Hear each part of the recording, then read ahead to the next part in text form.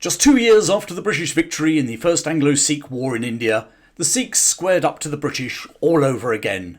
This is the story about how that Second Anglo-Sikh War started, and what happened when, on the 22nd of November 1848, the two sides met at the Battle of Ramnagar. Today's episode follows on from my series about the First Anglo-Sikh Wars, where I introduced you to the battles of Mudki, Firozeshah, Aliwal and Sabrown. Those battles in 1845 and 1846 had eventually ended in a British victory. Whilst the Sikh kingdom of Punjab remained nominally independent under its infant Maharaja, Singh, a British resident, Sir Henry Lawrence, became the real power behind the throne.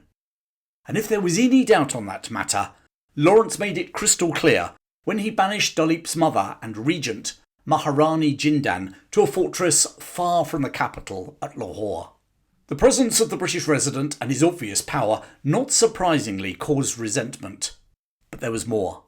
The Sikh army, the Khalsa, was drastically reduced in numbers, and the kingdom shorn of some of its former lands. Some of those went directly to the East India Company, whilst the British forced the Punjab to sell Kashmir to a British supporting Sikh, Gulab Singh.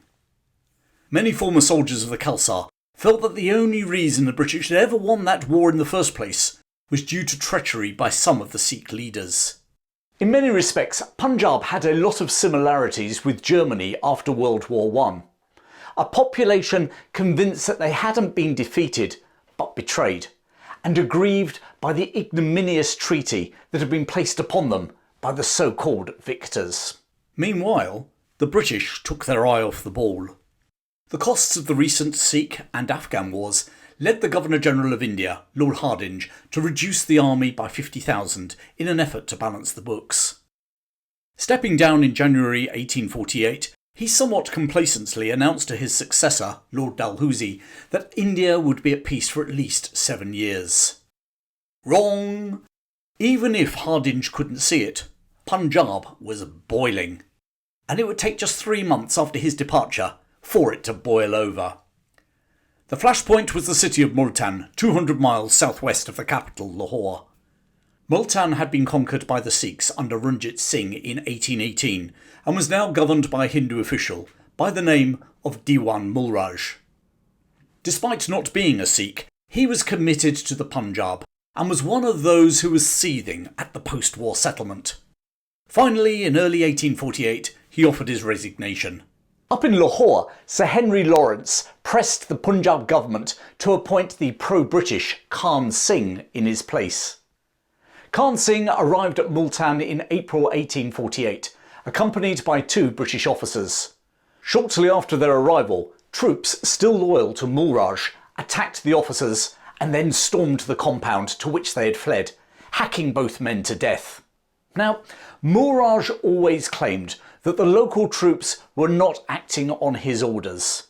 But whether he was guilty or merely swept along with the events, he now seized the moment, raising, metaphorically, the flag of revolt. The British now told the Punjab government to control their country. After all, as they pointed out, Punjab was, well, theoretically, still independent. And they would do so by sending a force from the Khalsa to Multan to take on Mulraj.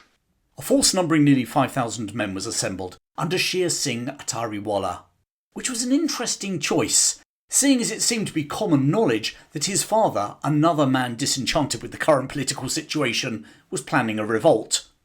But before the Sikh army could advance, a young British officer had taken the initiative. Lieutenant Herbert Edwards was a 29-year-old, originally from Shropshire, the same county as Sir Robert Clive of India. Arriving at Calcutta when he was 21, he had been commissioned in the East India Company Army. He had served as aide-de-camp to General Gough in the First Anglo-Sikh War, but it was his linguistic skills rather than his military prowess that brought him to the attention of the British resident in Lahore, Sir Henry Lawrence. Fluent in Urdu, Hindu and Persian, he was, somewhat ironically seeing how events unfolded, placed in charge of collecting taxes in the outlying districts of Multan for Diwan Mulraj. Confronted with Mulraj in open rebellion and with no funds and no outside assistance, Edwards took it upon himself to assemble a force to take on Mulraj. He raised a motley force of 3,000 Pathans with a promise of 15 rupees pay a week, plus all the plunder they could carry off. He then persuaded the Nawab of the neighbouring province to provide additional troops, and marched on Multan. En route, he twice defeated Mulraj's troops before arriving outside the city. However, he had nowhere near enough men to lay siege. Never fear, the Governor-General had ordered Major General William Wish to march a column for the East India Company Army to support Edwards. In his early 60s and with over 40 years' experience in India, Wish arrived outside Multan, where he was now joined by Shere Singh's army from Lahore. On the 12th of September 1848, the British Khalsa army tried to storm the city, but were driven back. As General Wish contemplated his next move, Shere Singh suddenly defected, taking 5,000 men and 10 cannon with him. Wish's army had suddenly been halved, and he and Edwards were forced to withdraw. The British accused the Sikh general of treachery. Shere Singh countered by accusing the British of tyranny and violence against both the Maharani and the Sikh people. He urged Sikhs, Muslims and Hindus to rise against the oppressors. Across the Punjab, the Khalsa turned on the British wherever they could find them. They were joined by those former members of their army who'd been waiting for just this moment. Rather than teaming up with the men holed up in Multan, Shere Singh now moved north to join his father, Chutta Singh, who had already rebelled in northwest Punjab. They met near Ramnagar on the Chenab River, where Shere took command of the combined army, now numbering at least 30,000 men. What had started as a minor local dispute had erupted into the Second Anglo-Sikh War. Back in April, when things had got out of hand in Multan, Governor-General Dalhousie had been caught on the hop. Thanks to the economies instigated by his predecessor, Lord Hardinge, the British East India Company Army had not been ready to respond swiftly. Moreover, he decided that any British response needed to come after the summer heat and the monsoons. Now, with the weather more favourable and the army organised, it was time to strike. But maybe there was another reason why it had taken him over 6 months to respond. Dalhousie was one of those Brits who believed that there was still unfinished business from the First War. Rather like the many Sikhs who felt that they had been betrayed and not defeated, many British felt that an even semi-independent Sikh kingdom still posed a threat to their rule in India. Only the annexation of Punjab and the removal of the boy Maharaja would remove that threat. But a rising in Multan, which was being countered by a 29-year-old from Shropshire, was not really a good enough reason to order an invasion and conquest of the whole of the Punjab, especially with the cost in money and blood that would entail. However, Shere Singh's actions had changed all of that. Punjab had risen against the British, and Shere's army of over 30,000 was a clear and present danger. Now was the time, militarily and politically, to go on the offensive. And that offensive would be led by the Commander-in-Chief in India, General Lord Gough. Gough had led the British to victory in the First Anglo-Sikh War.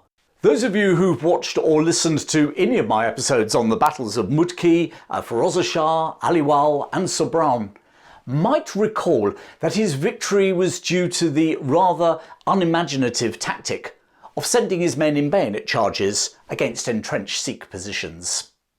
Somehow, that tactic, along with some very poor or maybe dodgy Sikh leadership, had given him his eventual success.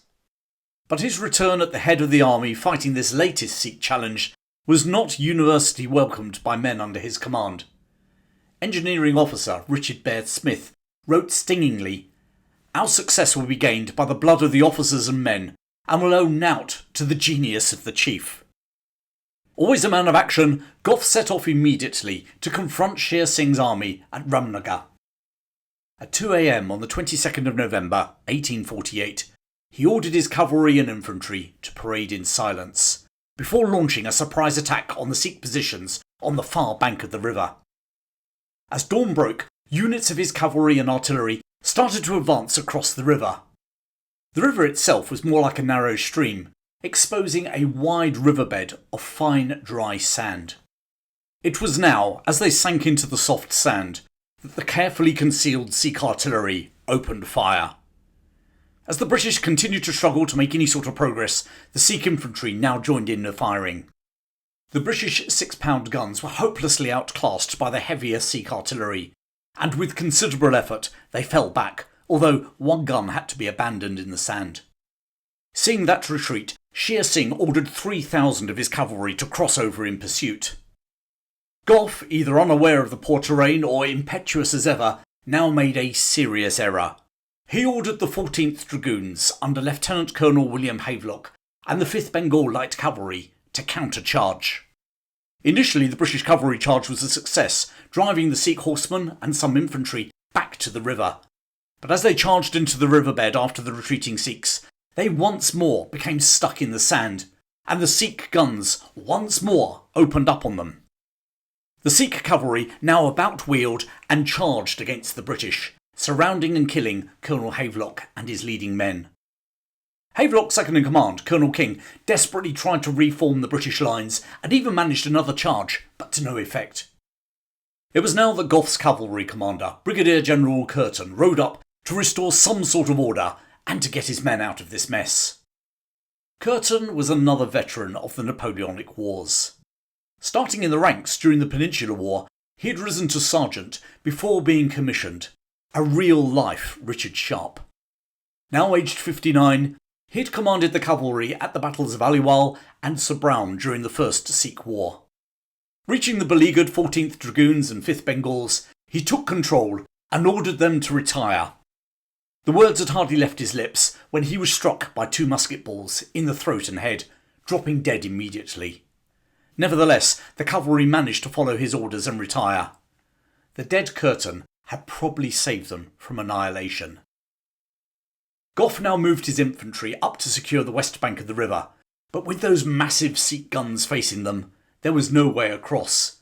And somewhat incredibly, Gough didn't order them to advance in a suicidal bayonet charge either.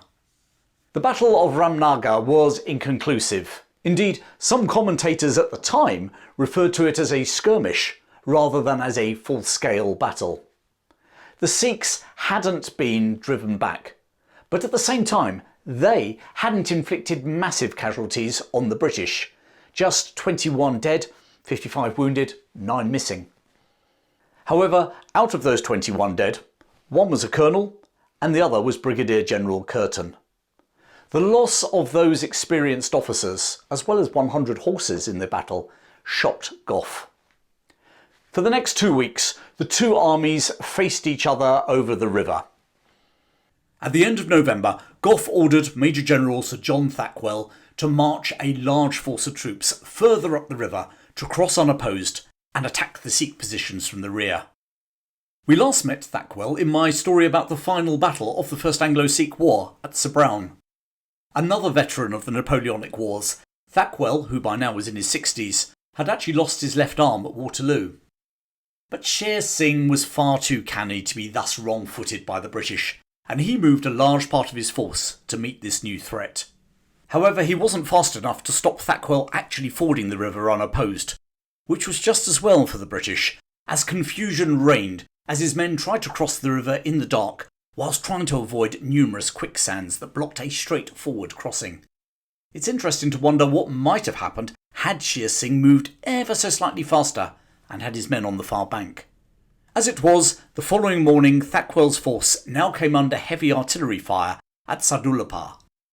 The general ordered a tactical retreat to a more defensible position about 200 yards behind him. As they withdrew, excited Sikh soldiers, believing the British were running, broke ranks to give chase. They charged after the retreating British, and for a moment Thackwell's men were facing an onslaught in the open. In the nick of time, or at least for the British guns opened up with shot and grape, destroying the advancing Sikhs. Meeting this sudden cannonade and suffering heavy casualties, the Sikhs now fell back to their starting positions. Thackwell's men, however, were too exhausted to launch another attack, and Gough decided to hold his ground and launch an all-out assault the following morning. During the night, Shere Singh withdrew his whole army. Gough claimed a victory as he had forced the Sikhs to withdraw, which, as one British commentator put it, was poetic at best. The truth was that Shere Singh had not been defeated. The Second Anglo-Sikh War was far from over, as General Gough was going to find out. So join me next time as we find out what happened at the Siege of Multan, whether Gough would still rely on a full frontal bayonet charge when he encountered Shere Singh again, and the story of possibly the unluckiest regiment in the British Army. That's all coming up in my story about the Battle of Chilianwalla. In the meantime, check out my series on the First Anglo-Sikh War, starting with the Battle of Mudki and finishing with the Battle of Sobraon, the Indian Waterloo. Thanks for joining me today. Keep well, and I'll see you again very soon.